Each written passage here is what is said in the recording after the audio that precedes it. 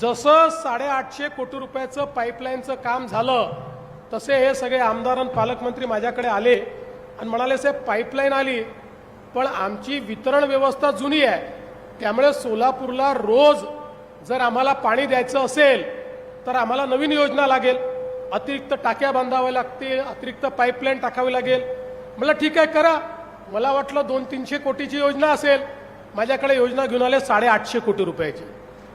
पण काळजी करू नका, त्याही योजनेला आपण मान्यता दिलेली आहे आणि 850 कोटी रुपयाची योजना करून सोलापूर सारख्या माझ्या प्रमुख शहरामध्ये, हे दक्षिणेतली आपली एक अत्यंत महत्त्वाची महानगरपालिका आहे, त्याच्यामुळे या महानगरपालिकेच्या क्षेत्रामध्ये प्रत्येक घरी रोज पिण्याचं पाणी गेलंच पाहिजे अशा प्रकारचा आपला आग्रह आहे आणि म्हणून या दृष्टीने निश्चितपणे याला देखील आपण मान्यता देतो.